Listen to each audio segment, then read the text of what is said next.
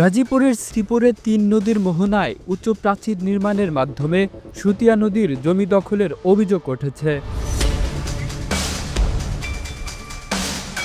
নদীর চরে চলছে পাকা সীমানা প্রাচীর তোলার কাজ। এতে চরম ভোগান্তির মুখে পড়ছে সুতিয়া নদী। একই সঙ্গে প্রভাব পড়তে পারে ব্রহ্মপুত্র ও শীতলক্ষ্যার উপরও। সরেজমিনে গেলে দেখা যায় উপজেলার কাউরাইট ইউনিয়নের নান্দিয়া সাঙ্গুন গ্রামের ব্রহ্মপুত্র, শীতলক্ষ্যা ও সুতিয়া এই ৩ নদীর মিলনস্থলে গড়ে উঠেছে উঁচু প্রাচীর।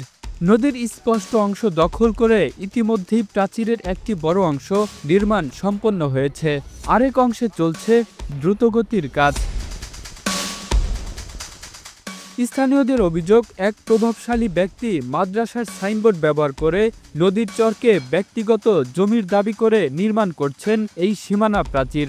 দখলে নিয়েছেন কমপক্ষে ১ বিঘা নদীর জায়গা। প্রভাবশালী হওয়ার কারণে সাধারণ মানুষ প্রতিবাদ করতে সাহস পাচ্ছেন না।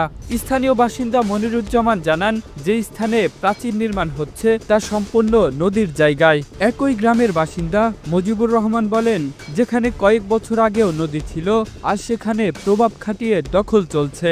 অভিযোগের বিষয়ে ওহিদুল রহমান দাবি করেন, তিনি নিজের জমিতেই প্রাচীর তৈরি করেছেন, কিন্তু নদীর বড় অংশ দখল হয়েছে। এমন প্রশ্নে তিনি বলেন, এখন সেখানে নদী নেই।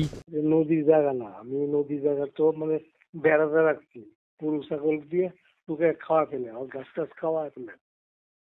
এটা আমার জায়গা তো আমার নিজস্ব সম্পত্তি। এ বিষয়ে নদী পরিব্রাজক দলের কেন্দ্রীয় সাংগঠনিক সম্পাদক মোতাহার খান বলেন, এটি অত্যন্ত বড় ধরনের দখল। আমরা কঠোর প্রতিবাদ জানাচ্ছি। দ্রুত প্রাচীর অপসারণের জন্য প্রশাসনের হস্তক্ষেপ প্রয়োজন। এটা একটা বড় দখল, আমরা এটার তীব্র নিন্দা এবং প্রতিবাদ জানাচ্ছি। আসলে নদী দখল করার কোনো সুযোগ নেই, নদী বা চর দখলের কোনো সুযোগ নেই। যারা এটা দখল করছে, আমরা সংশ্লিষ্ট কর্তৃপক্ষের কাছে আশাবাদী খুব শীঘ্রই এটি অপসারণ করবেন। শ্রীপুর উপজেলা নির্বাহী কর্মকর্তা সজীব আহমেদ জানান, বিষয়টি তাদের অজানা ছিল। খুব দ্রুত ঘটনাস্থলে গিয়ে তদন্ত করা হবে এবং দোষীদের বিরুদ্ধে আইনগত ব্যবস্থা নেওয়া হবে।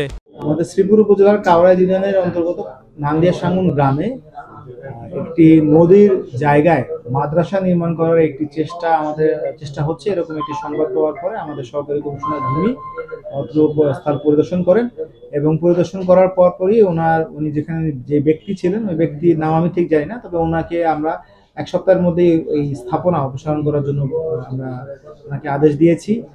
যদিও উনি দাবি করেছেন যে এই জমি ওনার নিজের, কিন্তু এটা অন্য প্লেন সাইডে দেখা যায় যে এটা সম্পূর্ণভাবে নদীর জমি।